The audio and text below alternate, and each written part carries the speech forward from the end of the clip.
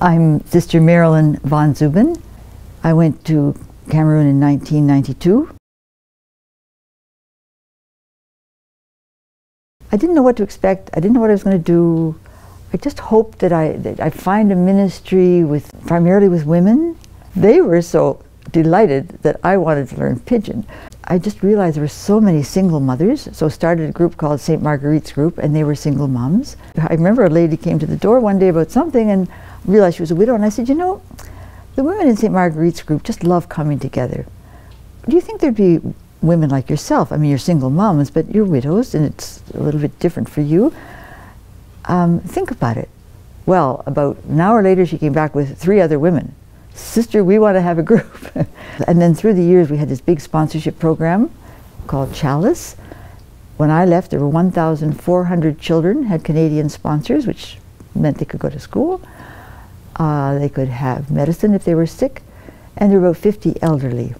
And I just had an email yesterday from one of the men who works in the Chalice office where I was, and he said, we now have 1,820 beneficiaries.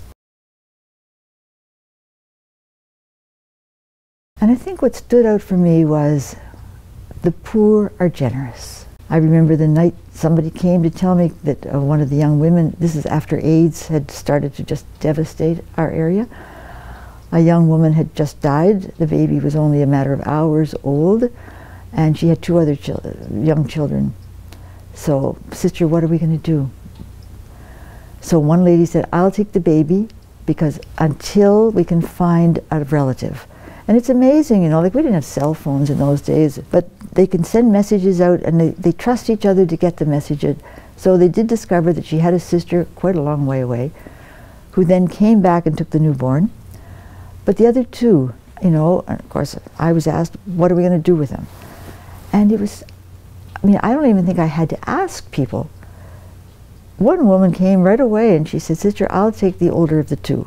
Because I have a couple in my compound who are already about that age. One was her own and one was somebody else's, you know, that she had taken.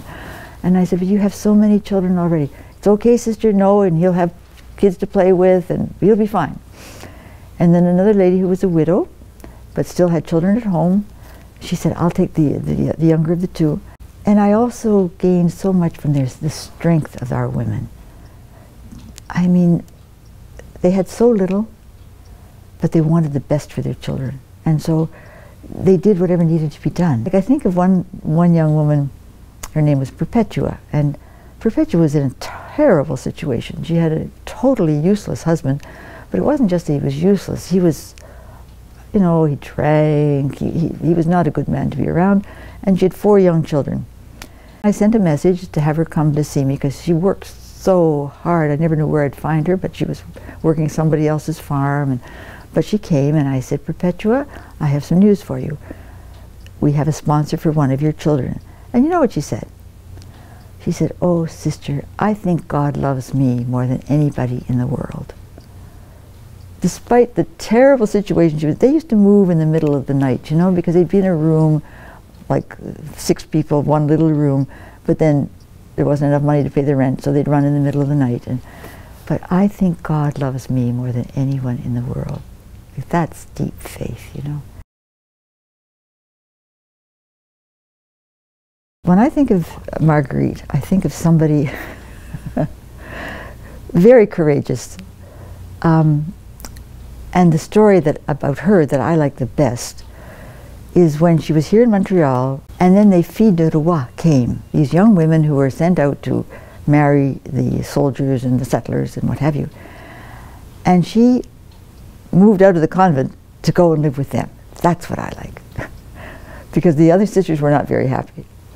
But she really felt that these young women needed this contact, needed this a presence, because everything was so new for them. So she got to know them as individuals. Then she became the marriage broker. She was a marriage counselor after they did get married.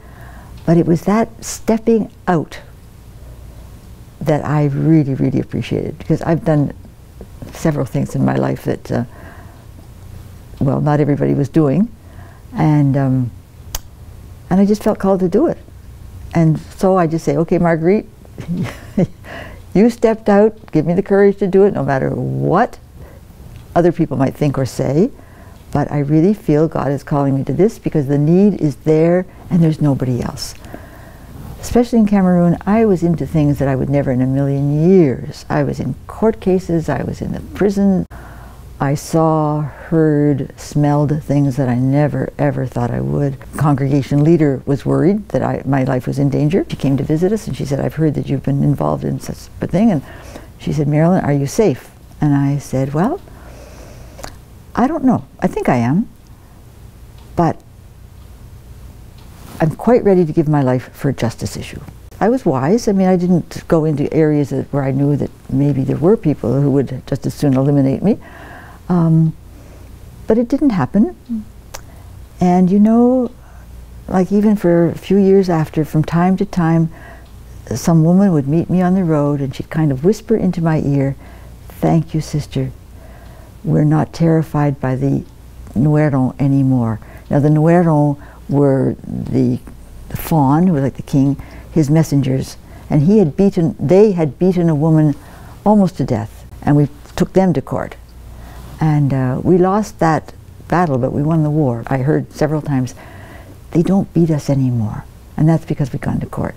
It took over 7 years. I spent days and days and days in that courtroom. But that was another, time when I just said to Marguerite, like, I think this is what you'd do if you were here. And I often said to Jesus, I think this is what you would do, so you've got to be with me in this one because I just don't know what I'm walking into, but somebody's got to be there.